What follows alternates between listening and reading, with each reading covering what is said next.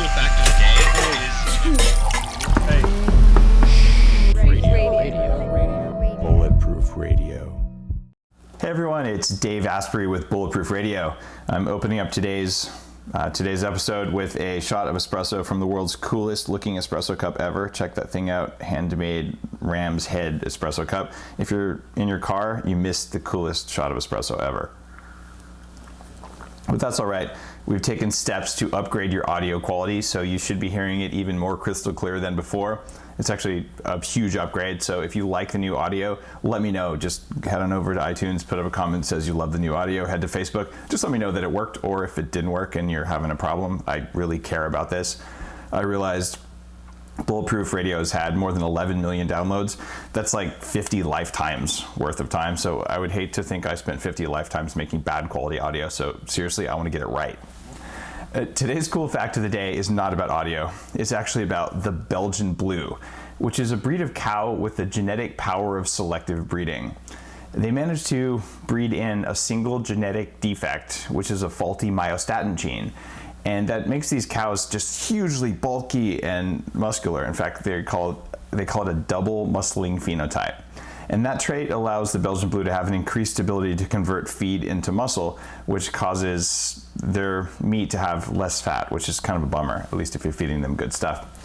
You might also notice, wait a minute, something genetic, not just calories in and calories out, affected muscle mass growth? Oh my goodness, maybe calories in, calories out doesn't explain everything. You just might think that from thinking about something like this, but hey, who's counting calories anyway?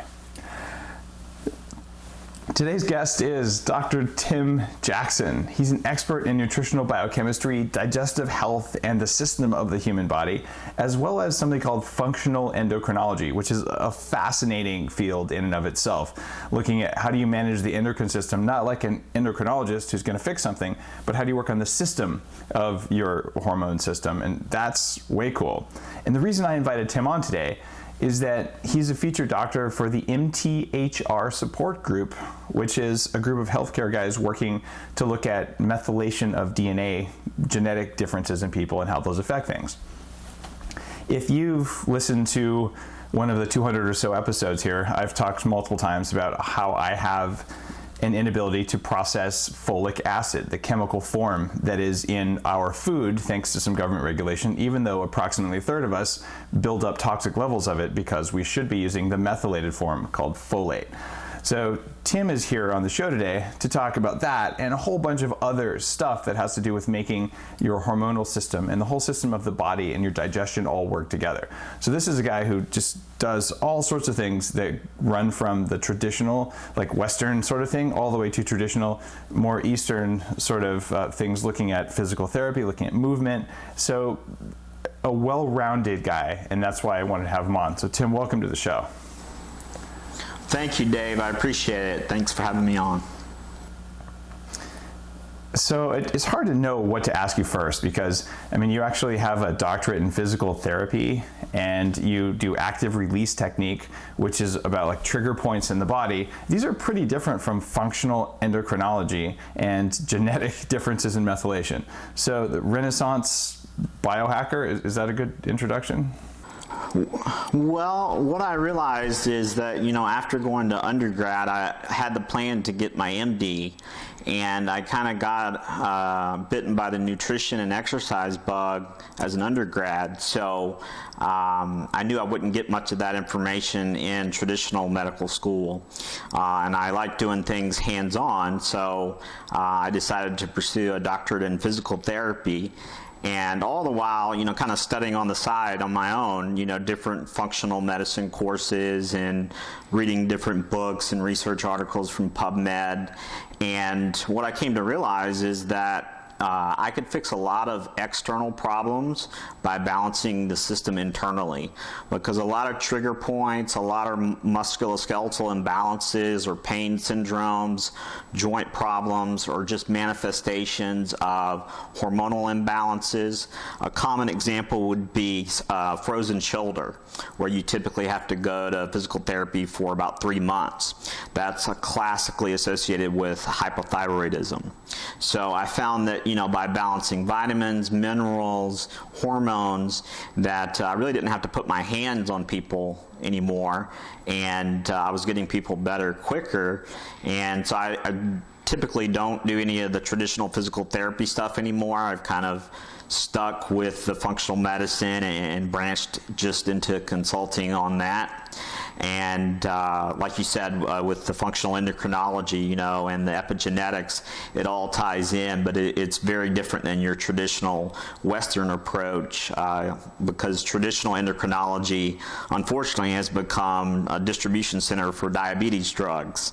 And so when someone asks me for a referral, for a hormonal problem, I typically tell them, avoid endocrinologists, look for a functional medicine doctor. That's a big statement, avoid endocrinologists. I remember years ago when I was first realizing that something wasn't working with me, that I thought I'd seen an endocrinologist, but it just wasn't right. It was kind of like, you're not on your back, so there's nothing wrong with your adrenals. And it was sort of looking for these extreme things. I'm like, no, I know something isn't right, but maybe it's not quite to the point of being flat on my back and twitching. But I felt like that wasn't the right path for hacking myself. That's for sure. And you had the same experience. Talk to me about those 26 titanium screws you've got. What happened with your jaw, and how did that influence your perspective on these things? Yeah. Actually, how did you find out about that? Did I write that somewhere, or I may have said it in another podcast? I have spies.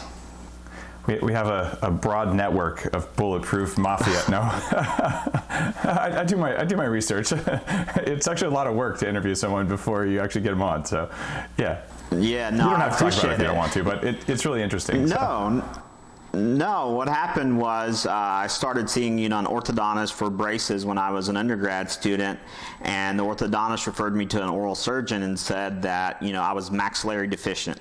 So basically I had an underbite or an overbite. And so he went in, the oral surgeon, they basically put the fear of God in you, telling you you're going to lose your teeth if you don't have the surgery, things like that.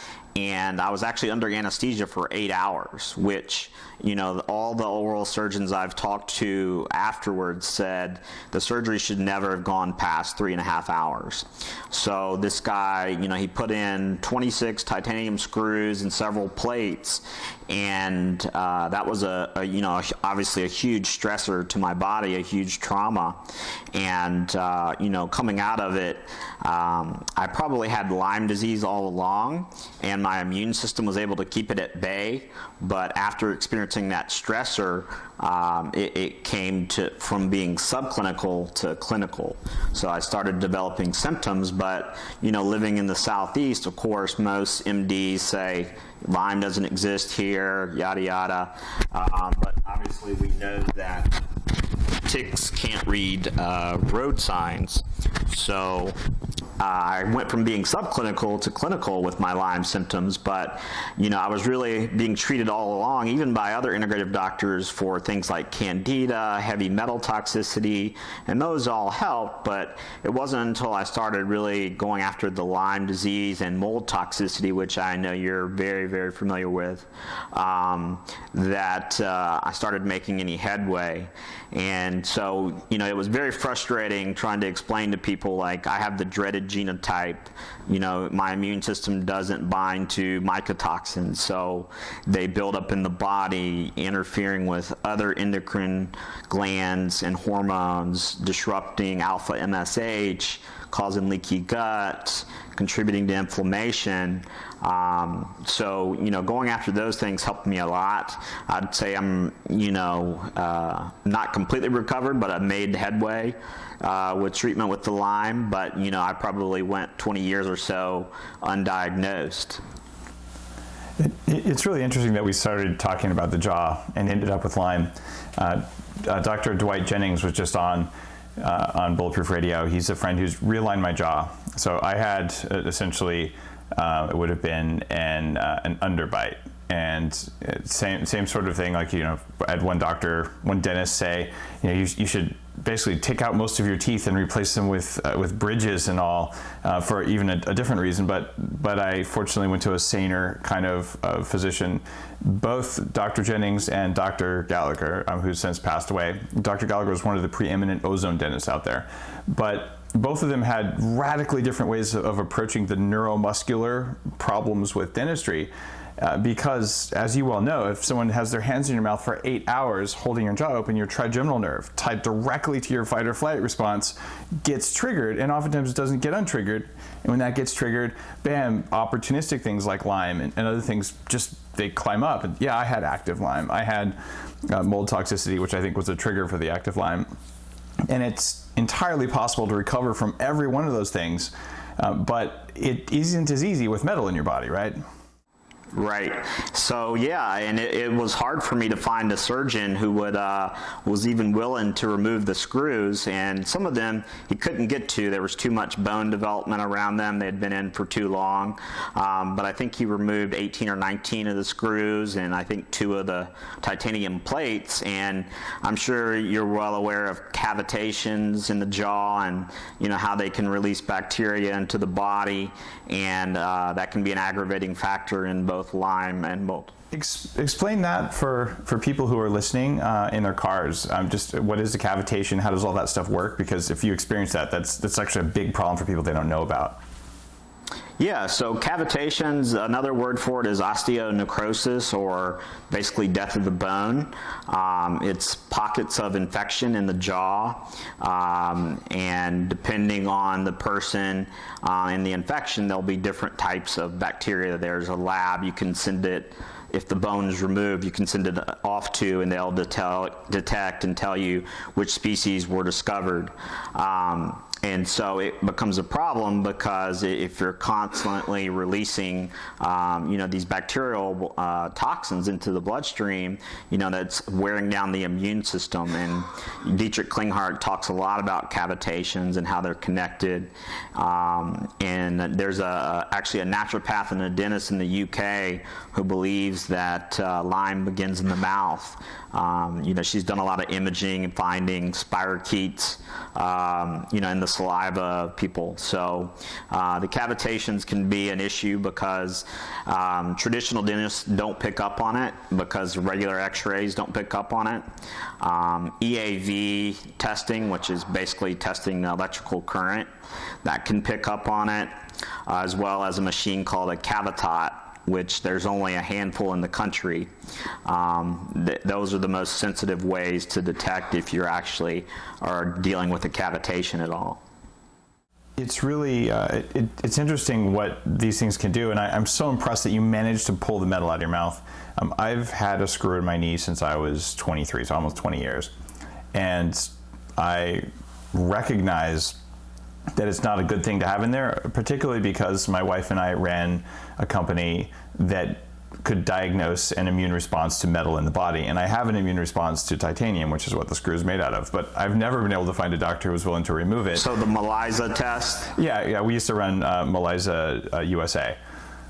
And that's exactly the test. And it's, in fact, I met Dietrich Klinghardt that way. I shared a hotel room with him at the American Academy of Anti-Aging Medicine once. Just an amazing guy who just knows stuff.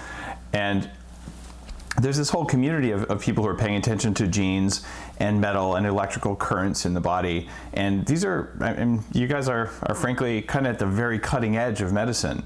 And you like put on your futurist hat and you go forward 20 years and the stuff that you're talking about will be mainstream. But right now it's rough going. And the fact that you actually went to the point of going through the pain and trauma of removing screws from your mouth because you did the research and decided, okay, this is enough of a medical problem because this is creating a battery effect and small amounts of current over the palate of your mouth, which is one of the densest areas full of acupressure points, might just be bad for you.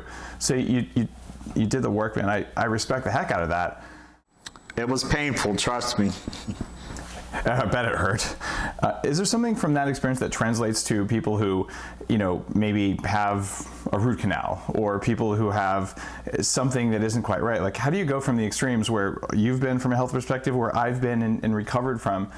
how do you derive value from that when you're someone who's like, yeah, I feel pretty good, I'm a little tired, I work really hard, at the end of the day it's normal to be a little bit low, stuff like that. Like, is it a spectrum? How do you approach someone who isn't as sick as you or I were?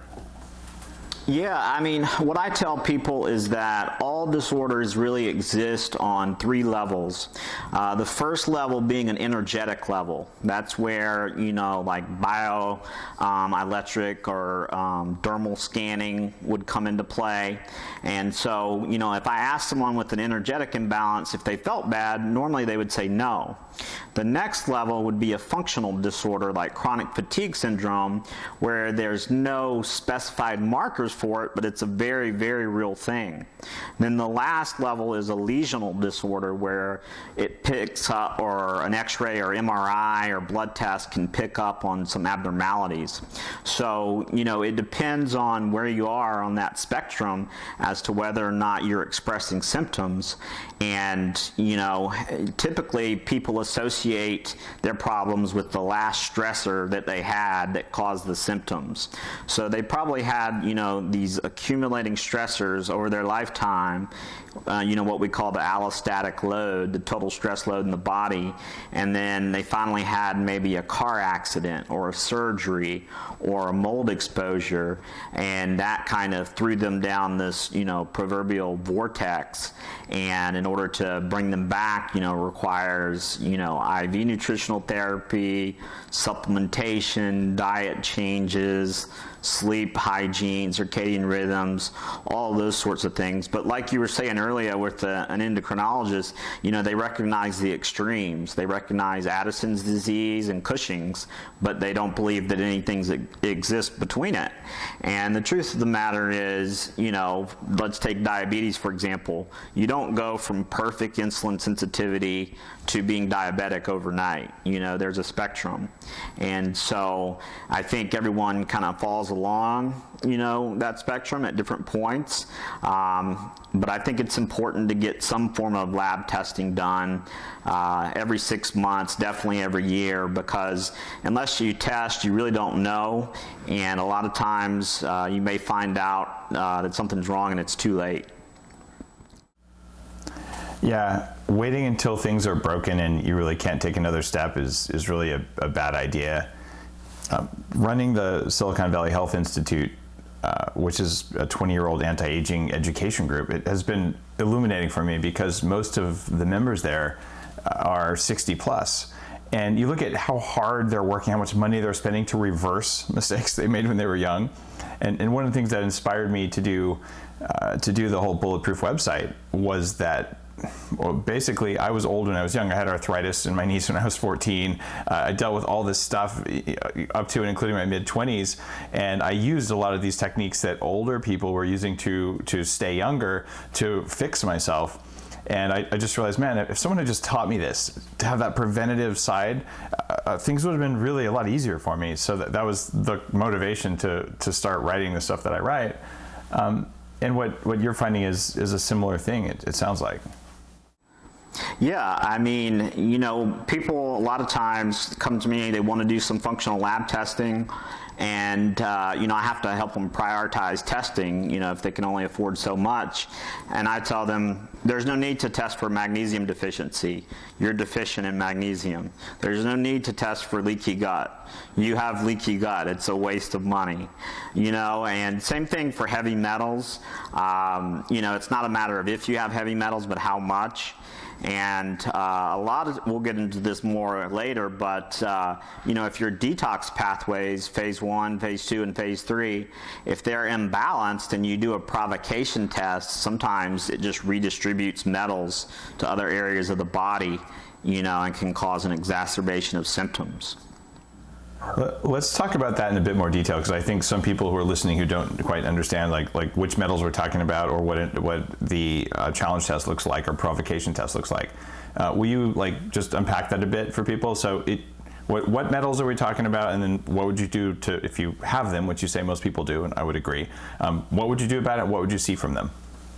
So with metals, we have heavy metals and toxic metals. Some metals like aluminum are toxic, but they're not technically considered heavy.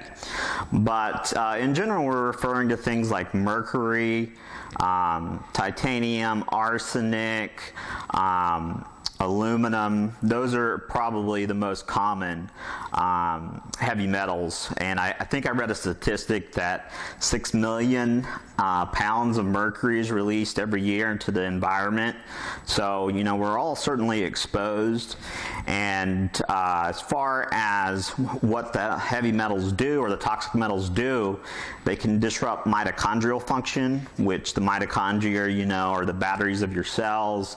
They're what drive all your tissue functions. So if they're not working, it affects every organ system in the body. Aluminum in particular is very damaging to the mitochondria. But they also suppress the immune system, mercury does, and it can interfere with thyroid and adrenal function, as well as brain fog and interfering with insulin sensitivity. So, we have these metals. Typically, our bodies have, enough wisdom to try and store them away in our fat or adipose tissue.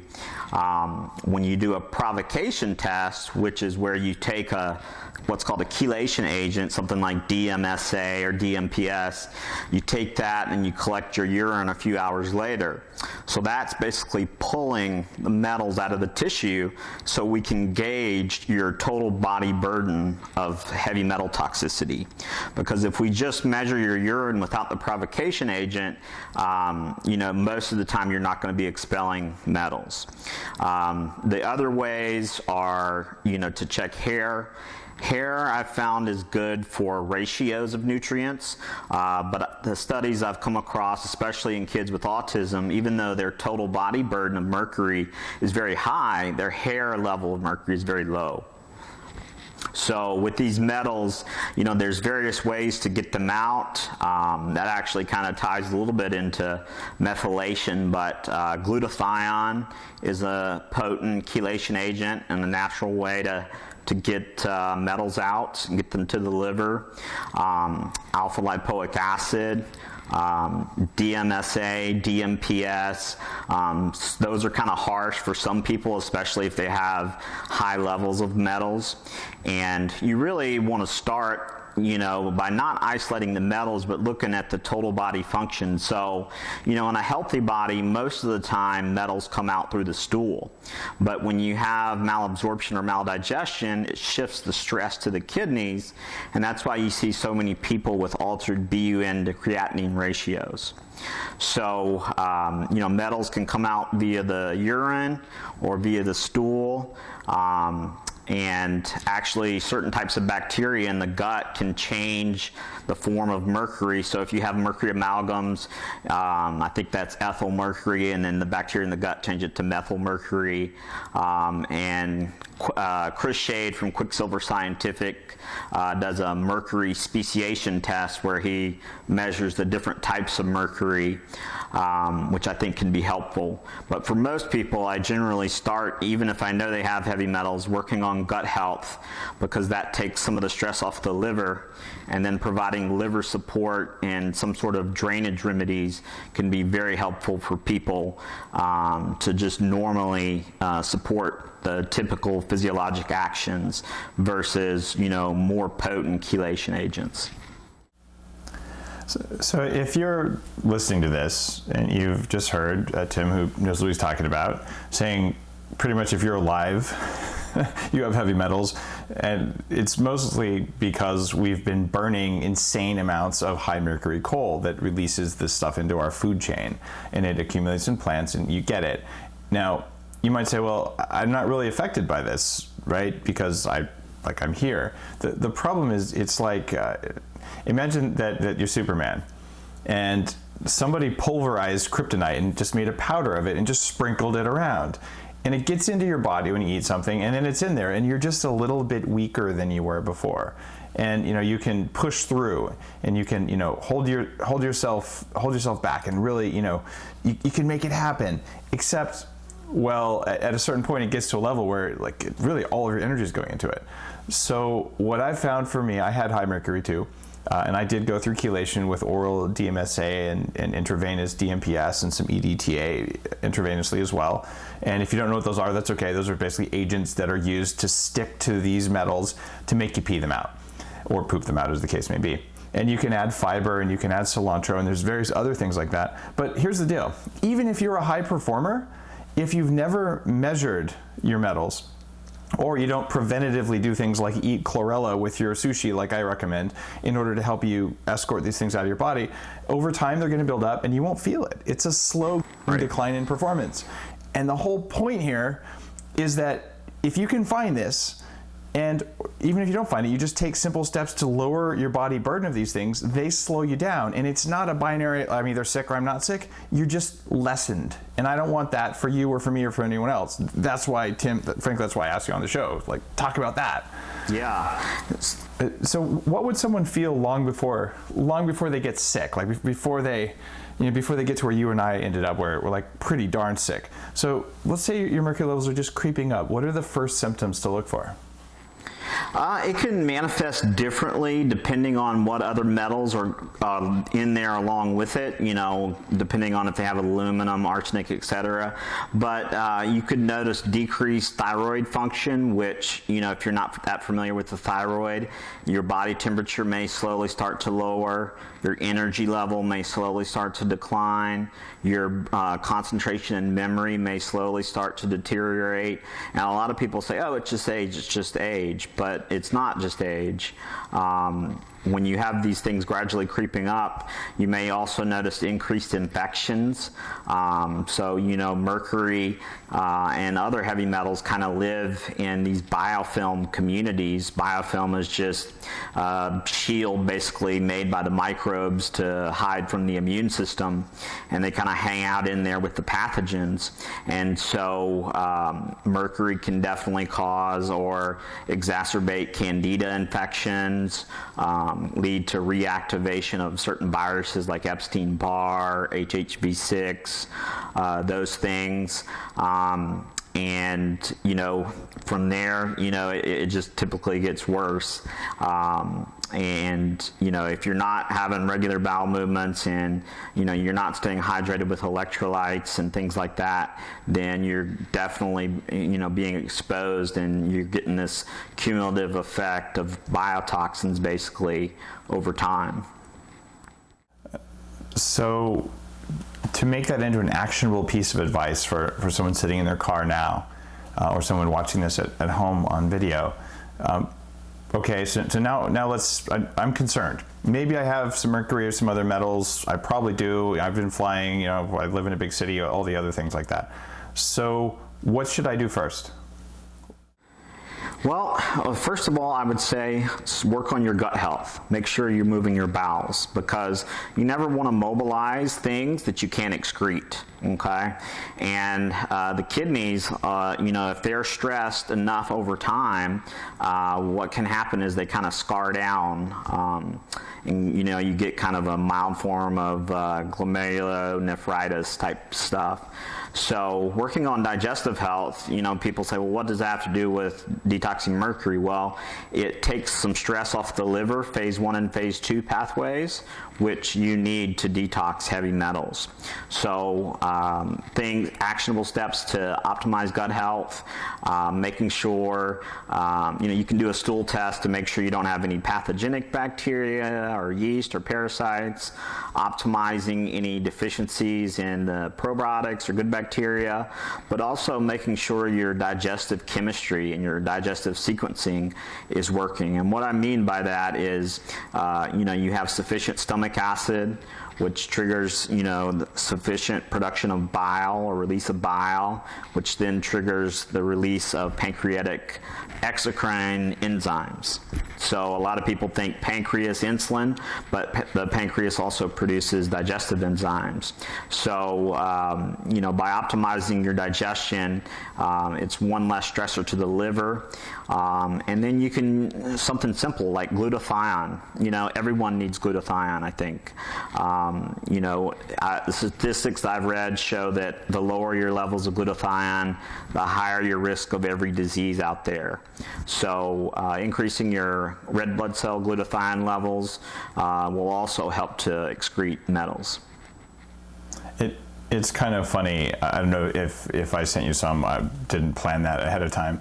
But I make a glutathione with a special absorption technology in it specifically to raise my own glutathione levels, because I know how important it is to maintain healthy levels of metals in the body. So I kind of make the stuff that I want to use. I also get intravenous glutathione. Whenever I'm at a naturopath who offers intravenous stuff, I get IV glutathione along with a Myers cocktail, a mix of methylated B vitamins and other things, because it works. Like, you can feel the difference with that stuff. It's pretty noticeable. Do you do Myers cocktails, or do you recommend them? I think I've gotten only 1 or 2 Myers cocktails in my life, but I've gotten IV ozone, hydrogen peroxide, vitamin C, poly-MVA, IV chelation, you name it, I've gotten it in IV form. And glutathione, it's important that you brought that up, because some people drip it, and it has a completely different effect if you push it versus dripping it. When you push it, it overwhelms the oxidative system. So yeah, and the max dose from the research I've done is you can go up as high as 10 grams. So if you're toxic with metals, you probably don't want to in a push. And you said if you're toxic with metals, what? Yeah, if you're toxic with metals, I certainly wouldn't. I'd start with a very low dose, like a few hundred milligrams or 1 gram, and because it will give you energy, but you're also going to mobilize toxins. So you want to make sure you're able to excrete those, and that you don't have a flare-up of any of your symptoms or make yourself worse. Yeah, it's a complex system in there, and anything, at least I've found in my own experience and my research, anything you can do to make your liver or your digestive system better at getting rid of the crap that gets in us, that stuff that even forms during our metabolic processes, it makes you feel better. There are also anti-aging effects, and you're more resistant, more resilient. But to sort of say, well, I'm fine, so I'm going to ignore the effect of anti-nutrients and toxins in the world, it doesn't lead to a high-performance life. I just don't know another way to say it. Right. Let's switch gears and let's talk about this gene that maybe 50% of the population have. We're talking about the methylene tetrahydrofolate reductase gene, which you probably have heard me mention before as MTHFR. What is this gene, and why should anyone listening care about it? Yeah, so it's technically, a lot of times we say mutation because people can identify with it. Technically, it's what's called a SNP, or single nucleotide polymorphism. And all that means is that our DNA is made up of 4 letters, A, T, C, and G. Typically, A binds to T and C binds to G. These are your nucleotide bases that make up the double helix. If the body puts down the wrong letter in the wrong place, you end up with a single nucleotide polymorphism. So there's a different letter and a different base pair at that position. So all of our genes code for enzymes. So if that gene coding or transcription is interfered with, it interferes with the enzyme function. So if you have 1 copy of MTHFR, which is referred to as being heterozygous, that can slow the function down by 30 to 40%. If you have 2 copies, it's usually more around 60 to 70%. And the reason this polymorphism is so important is because it really has a footprint in many different areas of the body. If we can just kind of briefly go over those. So neurotransmitters, especially serotonin and dopamine, are created through methylation. Glutathione, our favorite molecule, is made through methylation. Myelin, the coating around our nerves, is made through methylation. And also certain growth factors that deliver nutrients to cells, amino acids, things like that. And it also plays a role in controlling viral replication. So viruses are typically suppressed. They incorporate their DNA into our DNA, but if we're methylating well, then that means that those viruses are suppressed. And so methylation, it's not just one reaction, it's over 100 reactions, and it happens over 1 billion times a second in every cell in the body. And anytime we see something happening that much, it's a clue that it's incredibly important. So if people are interested in knowing what their methylation genetics look like, I've recommended, and the way I did this, I've gone through Amy Yasko. I've gone through her work. She's one of the first people to really talk about this in autism, which is a relatively expensive analysis, but it comes with a lot of analysis on top of the data. But with a 23andMe data, with the various free services, you can actually get this done. And so as we're sitting here talking, I just pulled mine up from Genetic Genie, and it looks like it'll probably come up in a second here. But I know that I have a bunch of my genes that don't work that particularly well in the methylation side of things. And so is that a safe way to do it? Like, would you recommend that's the cheapest way for the average layperson, maybe who isn't suffering from chronic illness, but just wants to know, like, hey, should I take supplements with folic acid? Like if you have the genes that say you shouldn't, then you shouldn't take them. And there's no excuse for any supplement manufacturer putting folic acid in a supplement. If it's in there, it means they didn't do their homework. I agree, and I think the 23andMe test for the cost, $99. It tests thousands and thousands of polymorphisms, so it's very much worth the money.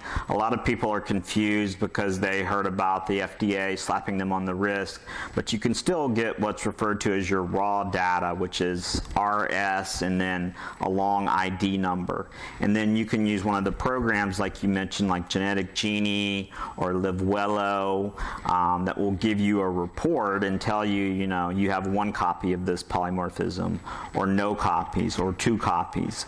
And so, it's a great way to get a lot of data, and, we're constantly finding more and more SNPs. But what I try to emphasize to people is that, the SNPs have been around for thousands of years. It's the stressors that we encounter, heavy metals, emotional stress, that cause these genes to be turned on or turned off. So methylation plays a big role in whether genes are turned on and turned off. So typically we want things like oncogenes or cancer-causing genes to be turned off, but if we're not methylating well, then those genes can become turned on or be turned on. So methylation, it impacts so many different systems in the body. It impacts ATP production, CoQ10, carnitine production as well. So it can affect mitochondrial function too.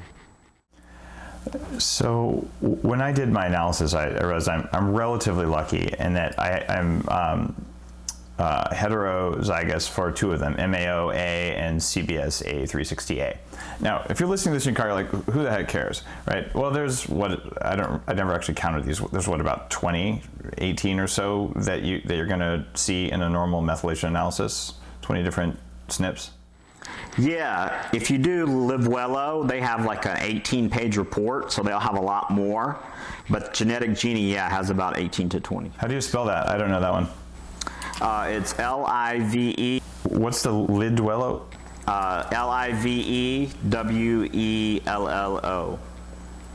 All right, I'll put that in the show notes for people, and we'll do a little descriptor of like how you can run your own methylation. But it's kind of really intriguing to just know, hey, it's not like the 23andMe analysis, you have a 10% greater risk of getting Alzheimer's disease which is entirely lifestyle based because it's a small difference. Like this is, you basically take basic care of yourself and that risk is probably not going to matter, but it is there in your genes. This is like, hey, your body doesn't, like, this is a major risk for you in that if this pathway gets clogged up because you take too much of a supplement like folic acid, then everything else kind of grinds to a halt and this whole system of cellular detox breaks, and then you really get sick. And just that little bit of knowledge, I wish I'd had that when I was 20, because I would have just made slightly different choices and it probably would have made me much healthier over time. Yeah, absolutely. I mean, methylation, these other polymorphisms, like you mentioned CBS, that can come into play because of it can elevate sulfur levels or sulfite levels, as well as ammonia levels, and that can affect brain function. The 23andMe looks at the actual SNPs, but there's a test from doctor's data that's a methylation profile. And then there's another one from a European lab called Health Diagnostics and Research Institute.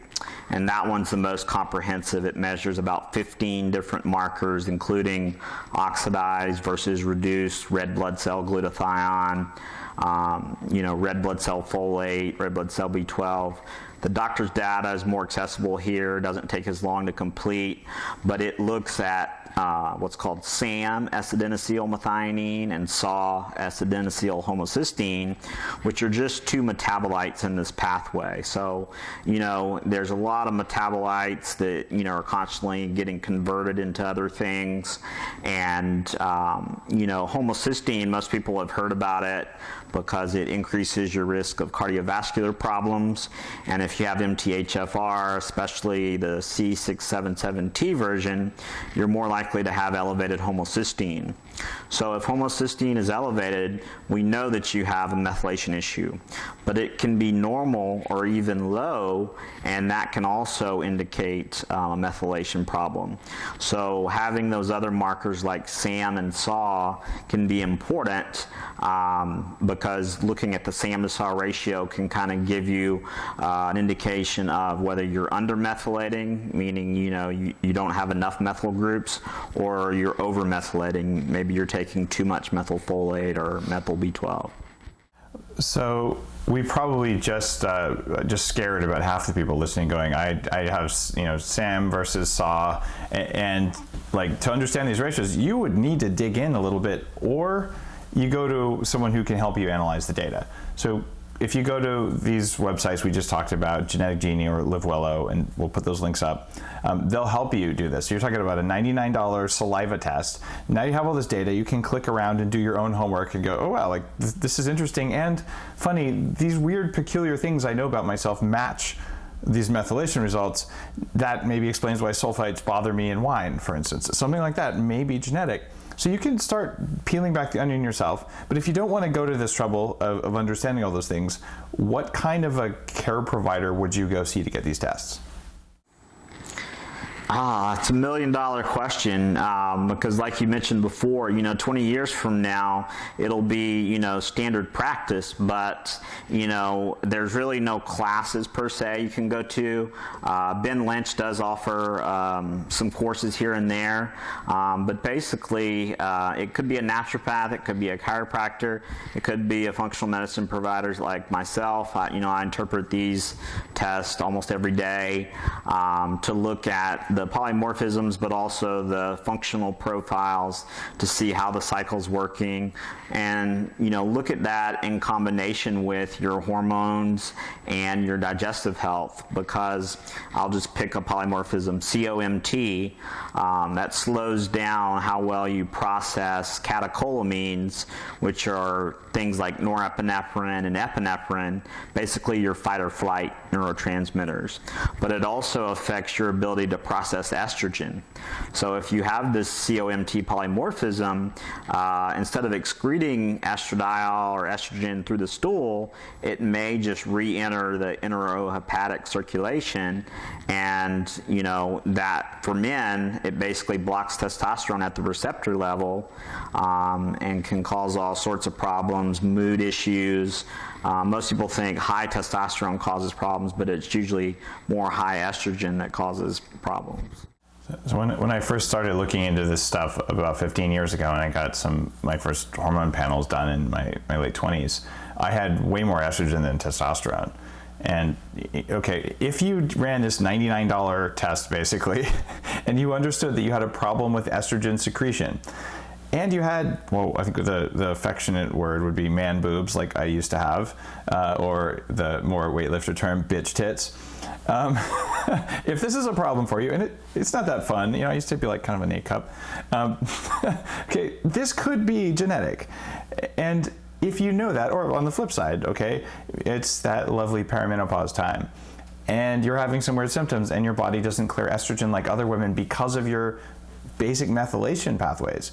Well, then if you know this, you can do things as a guy to block the conversion of testosterone to estrogen, or to increase your excretion of estrogen using natural or pharmaceutical approaches. But just knowing, now all of a sudden you understand why you've got that healthy A cup, or you understand why you've got weird emotional issues that your other friend going through perimenopause didn't have. So like this is the way to understand what's happening in your human body, which is why it's so fascinating, and it's so annoying that the vast majority of physicians who get 3 minutes to see someone and really want to help, they don't have time to learn this stuff, and they don't have time or insurance info in order to cover a $100 genetic profile test that can unleash all of this knowledge on ourselves.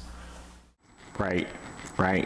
Yeah, and like you mentioned, it's important to look at the polymorphisms along with the actual hormone test, because a lot of times, you may have the polymorphisms that say you may not excrete estrogen well, but when we look at your actual hormones, either in blood or 24-hour urine, they may be low, even though we expected them to be high, because there's, so many other various factors that can come into play, and that's where you really want to work with the functional medicine provider, who looks at all the different parts. There's hormone replacement clinics popping up everywhere. They're kind of like Starbucks, but unfortunately, they just look at the hormones, and they don't understand how digestion affects liver health, which affects hormones, or how neurotransmitters stimulate the production of certain hormones. And so when you look at that insular approach, it very rarely produces the results that someone wants. It's true. If you look at the body as a collection of just independent systems, you'll fix one and you won't understand why the others broke. But when you realize it's a system of systems, it gets more complex, but it's more fun, and it means monitoring. Getting those tests is way more important. And why I just wish that someone had, I wish that we had known this, and I wish that someone had put all of this in some sort of a functional, usable framework years ago, because there's no excuse for me having had to spend $300,000 on hacking myself and on fixing all these things. And frankly, I spent a lot of that going beyond where I ever thought I would be. Like there's an element of that that's way upgrading, and there's an element of just getting back to like basic. And I couldn't tell you I spent $48,000 here or whatever, but that kind of investment, most people are never fortunate enough to be able to do that. I was fortunate enough to do that, but it came at great cost. I'll drive an older car so I can spend $1,000 a month on fixing things or on making things better, and I certainly spent a lot of years doing that. But what about those people who can't afford that? Like, how do we make this kind of stuff accessible so that it's just built into our healthcare system? Like, do you have hopes in your life of that happening? Yeah, I think a lot of it comes down to politics, and we got to get the pharmaceutical lobbyists out of Washington. If insurance companies... Wait, is there a difference? If you pull them out of Washington, is there anything left? Well, I feel like they have such an influence. There's nothing left. That's pretty much all that's there. And a lot of people think that, if it's pharmaceutical, then it's scientific and research-based. But what you and I are talking about is completely evidence-based, but we can't force people to read the evidence. I think the prices will come down. A lot of times what people don't realize, for example, if you did, say, a full thyroid panel through one of the functional labs that I use, it's $150 out of pocket. But if you have insurance and you go to LabCorp and have it done and you haven't met your deductible, it may be $600 or $700. So sometimes it's actually cheaper paying out of pocket and getting that information. Of course, traditional MDs don't like this direct-to-consumer type testing because they want to be the gatekeeper.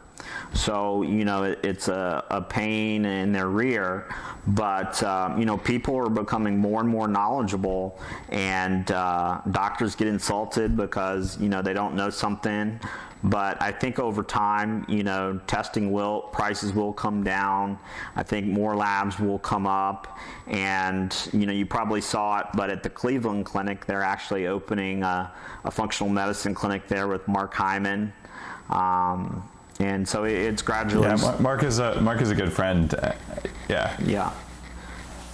Sorry, I didn't mean to interrupt. I was saying Mark's a good friend, and we talked about that on the show when Mark came on, because it's such a groundbreaking thing that the Cleveland Clinic, which is so steeped in traditional Western, you know, pharmaceutical-based medicine, to have a guy like Mark with his approach, to have, you know, the head people there try a detox program and to see it work, like that changes the world. I love it that you mentioned that, because that was one of the most exciting pieces of news I've heard, like, in the last quarter.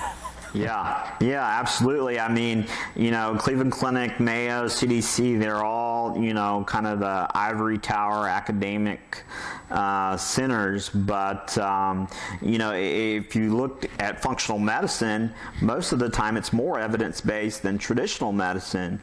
People don't realize that just because something is a prescription drug doesn't mean it's evidence-based, or they don't know that 6 out of the 9 people that make the cholesterol standards have financial ties to the companies that make statin drugs. So, you know, those are stats that are important for people to know. A lot of times, you know, you get called a conspiracy theorist, but these are just facts. And it's important for people to be informed, I think, so that, you know, I think it was in Michigan just a few weeks ago or a few months ago, a doctor was diagnosing healthy people with cancer and selling chemo out of his office, making millions. And so, you know, things like that happen, and, you know, I'd like to think most MDs, you know, they do the best they can with what they have, the skills and time they're given, but, you know, more and more are, you know, looking for alternatives to the traditional system that we have. It's a good sign, and when enough MDs are recognizing that they want to do something different for themselves than the insurance system and the regulations say they're allowed to do with their patients, when that happens enough, and I see evidence of that all the time, you know, because I don't want to have hip replacement surgery. I'll do some preventative stuff, thanks very much, because I replace hips all day long and it looks pretty painful, right? So if that's your perspective and you shift it for yourself, eventually we're going to just see this happen, because my experience has been the vast majority of people who go to the time and expense and effort of going to medical school, they really actually want to help people get better. And when they realize, kind of like maybe you did somewhere on your path, that what they're doing doesn't work as well as they wanted to, that they will start changing because they're motivated by helping. And that's a wonderful thing that bodes well for the future of medicine. Oh, absolutely. Yeah, it's definitely, you know, a lot different than when I first started, you know, delving into functional medicine 12 or 13 years ago. I don't even know if integrative was a term then, but there was no, you know, Facebook groups for MTHFR or any of that. You know, I was going to the library, doing research, buying books, things like that. So it's definitely taking steps in the right direction, I think. Well, Tim, we're coming up on the end of our time for the show today, and I want to ask you a question that everyone on the show has answered except that one guy I forgot somewhere in the early days. And that question is, given all the stuff you've learned, your experience, you know, the screws you had put in your mouth, your medical knowledge, but just your life's path, your top 3 most important recommendations you'd make for someone who wants to perform better. So if you want to kick more ass at whatever it is you do these 3 things. What would they be? Number 1, fix your sleep, because it affects so many hormones, inflammatory cytokines, brain power, motivation, everything. So optimize your sleep, which you have a lot of great articles and podcasts on. Number 2, make sure that your digestion is optimal.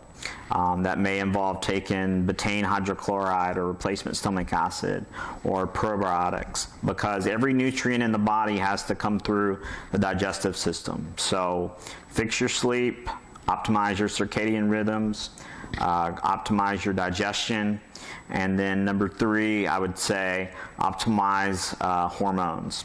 Anything from adrenals to sex hormones like testosterone and progesterone, because they literally do affect every tissue in the body, every cell in the body, and that impacts brain function, immune function, risk for cancer, etc. And a lot of people don't know this, but if thyroid function is low, that slows down detoxification as well, so you become more toxic.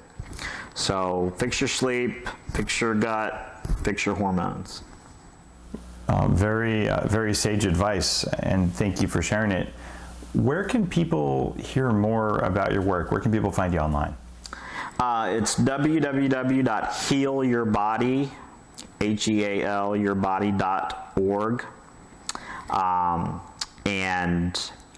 Also they could contact me via email. It's drtim072981@gmail.com. And those 2 ways, they can contact me there. All right, we'll put that in the show notes. So if you head on over to bulletproofexec.com, we'll have a script of this. So if you wanted to get some of the letters we talked about or any of the other links, those will be in the PDF you can download. Tim, thanks again for being on the show. Absolutely. Thank you so much for having me. If you enjoyed today's episode, I would love it if you would take a minute to say thanks. And the way you can say thanks is by supporting this work, by picking up your next order of Bulletproof coffee. Better yet, pick up a copy of the Bulletproof Diet and give it to a friend, because you'll upgrade their brain, give them a little bit more willpower, and basically share the love. It took an enormous amount of effort to condense the 250,000 or so words on the Bulletproof website down into an actionable plan in the book. And I think it's worked, and the feedback on Amazon has been positive. So thank you for leaving reviews for the podcast, leaving reviews on Amazon for the book after you've read it.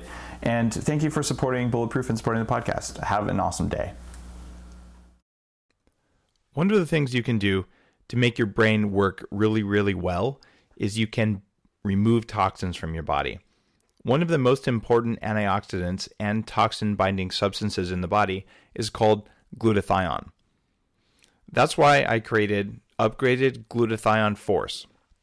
This is a radical innovation in the glutathione world, small as it may be, because we use a patented technology that binds another molecule onto a liposome. So it's liposomal, but it absorbs in studies using this form of molecule up to 8 times better than normal liposomes that don't contain the added boost. Check it out. Upgraded glutathione force on upgradedself.com. The next ingredient that is absolutely required, you owe it to yourself to try it made this way one time. It's called brain octane oil. Brain octane oil is 18 times stronger than coconut oil, specifically for mental clarity. It's designed for metabolic function. You take about 1 tablespoon of this for every 2 tablespoons of butter.